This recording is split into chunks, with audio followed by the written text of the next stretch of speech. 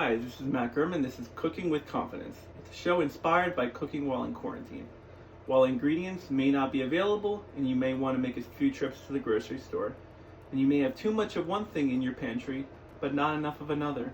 In each recipe, I'll show you some tips for feeling confident with the tools and ingredients you already have, how to make substitutes while making best use of your time and space, since many of us are in close quarters with our families and roommates. We are making blueberry muffins today. I'm going to walk you through a couple of steps of making this muffin. It's kind of the same process that you'd use to make any kind of cake, which is pretty much what a muffin is, just a cake baked in a muffin tin. So we're going to have a dry mix and a wet mix. Okay, so we're going to start off with our dry mix. I've already started preheating my oven to 400 degrees.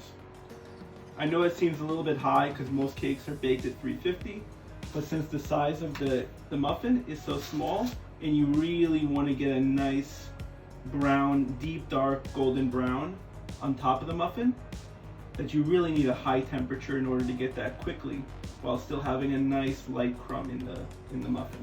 The first thing we're going to do is we're going to take out all of our ingredients, our dry and wet ingredients, and put them on the table.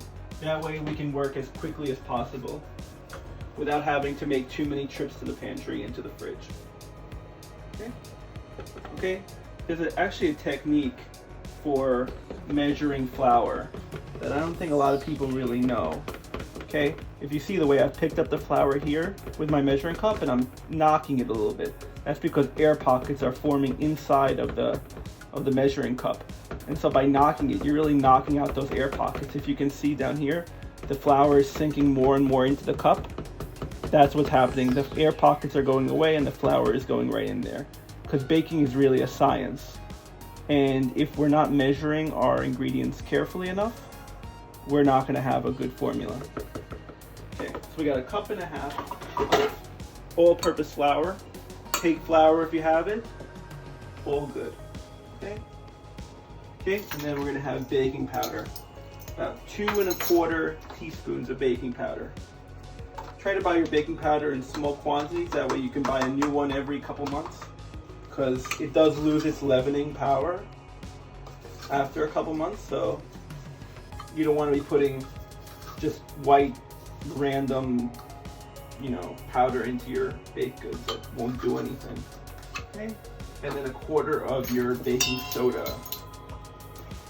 Okay, so you see I'm always leveling off, I'm always trying to be as accurate as possible. Okay, and then we have our sugar. 2/3 of a cup. I'll find my 2/3 measure. Okay, and then finally some salt. Okay, and there we go. Salt is always very important in all baked goods. It brings out the flavor of anything you're baking, so you should always have a touch of salt in everything. Okay, and I'm just going to whisk together this dry mix. Beautiful. Just put that to the side and bring this other bowl first. Okay, so the first step in making our wet mix is I'm just going to start by melting some butter. This can of course be done in advance. I just cube the butter so it would melt faster. If you put the whole stick in there, it will melt, it's fine. It's just going to take a little bit longer. So I have my tray lined with about 8 of these little muffin tins, about baking cups. And as you see, the cup is too big for the muffin tin. But we're in quarantine times, it's coronavirus days, so we make do. So I'd rather just bake the muffin in too big of a cup than have to go back to the supermarket. Dangerous days. So here we got some milk.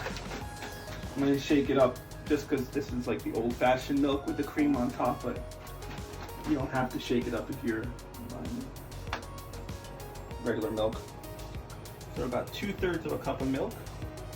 You see I'm using these little Pyrex cup measures instead of the dry mix measuring cups, just because it measures differently. Right in there. Okay, and we have 1 egg as well.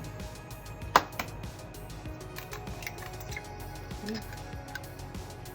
And we're going to put that right into our milk and egg mix. Don't worry about the heat from the butter, it's okay. If you're gonna, okay, with our milk and our egg, we're gonna add in our butter, whisking that up. Okay, get a spatula, make sure you get all of that good butter. Remember, baking is a science, so if you don't do that, you're probably not gonna get a correct formula at the end of your bake. Okay, and then we're just gonna gently whisk. And then when we get to this point right here, where our whisk is not gonna really get everything combined, we're gonna switch to our spatula. We're gonna get our bottoms, very important. Okay, the worst thing you can do is bake something, and then when you're at the bottom of the bowl, you see some clumps of flour. We don't want to overmix this as well. You see there's some lumps in there. That's okay. Okay, that is absolutely okay. I'd rather keep those lumps in there than keep whisking just to get them all out, and then have a tough muffin at the end of the bake. Great. If you don't have muffin cups, it's fine. Just take a little bit of this oil or some melted butter and just line your molds. It's okay. And if you don't even have muffin tins, I'm sure this would make a pretty decent cake, so you can probably just bake this in a cake pan and just make a blueberry cake. Oh, before I forget, the most important ingredient is blueberries. Nice washed blueberries. Okay, just make sure you look out for any stem. Okay, if you don't have any blueberries, strawberries would work great. Peaches, sauteed apples. You know, you use your creativity, use your imagination. You know, try not to use frozen in this kind of recipe, especially of blueberries. Try not to use frozen berries here. It's just my fear is that it would turn the entire muffin purple, and it would just puree almost in the muffin, where you really want to actually taste the blueberry. So if you don't want to go outside to buy blueberries, just make a plain muffin, or try to find a flavor that you really want to put into the muffin. Maybe some vanilla, maybe some almonds, anything you have in your pantry if you're worried about going out. Okay, so I like to just eyeball this part. It's really I really enjoy just eyeballing the amount of blueberries in there. You know, and we're just gonna fold with a spoon. Just gonna fold or a spatula. You really just want to make sure you have a lot of blueberries in each muffin. So if you see big patches of the batter without blueberries in them, it means you probably gotta put some more blueberries in there. So here we go. Kind of just eyeballing it here, but you know, do your best, eyeball the amount of batter. It's gonna rise, so try not to put more than 2/3. Try not to go more than 2/3 up the cup. Also, if you overfill them, they're gonna touch and they're not gonna bake as nicely. They're gonna be kind of undercooked in certain areas. So start touching. Let me switch back to my spatula because I want to get all of this batter in there. Put a few more blueberries in there. Fold that up. Okay, and that will be perfect for another blueberry. A little side note, the batter is actually quite delicious, but I'm going to tell you not to eat the batter. Don't eat the batter. So these are ready to start baking. Let me check, make sure my oven is ready to bake. Okay, maybe just another minute. In the meantime, I'm just going to show you. Okay, so we have 2 bowls, a whisk, and a spatula, and a couple measuring cups. That's really all that you're dirtying here. So don't have to worry that you're going to be making a huge mess in your kitchen. It's really a very easy dish, very easy muffin to make, and all your family's going to be really happy that you took the effort in to make something really delicious for them. Okay, I'm going to see you guys again in about 20 minutes when they're fully baked. Here we have our finished blueberry muffins. This is a nice one right here. This is actually probably the best one. You see how it has beautiful caramelization?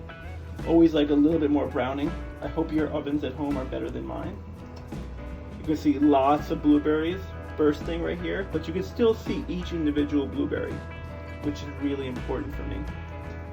So now we're gonna do the best part, which is enjoying our muffins.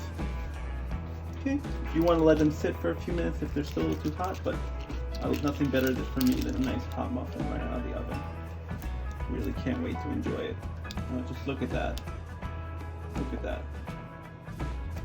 Chock full of blueberries. Beautiful. There we go. Just let that butter melt all over that muffin. It's going to be gorgeous. Really gorgeous.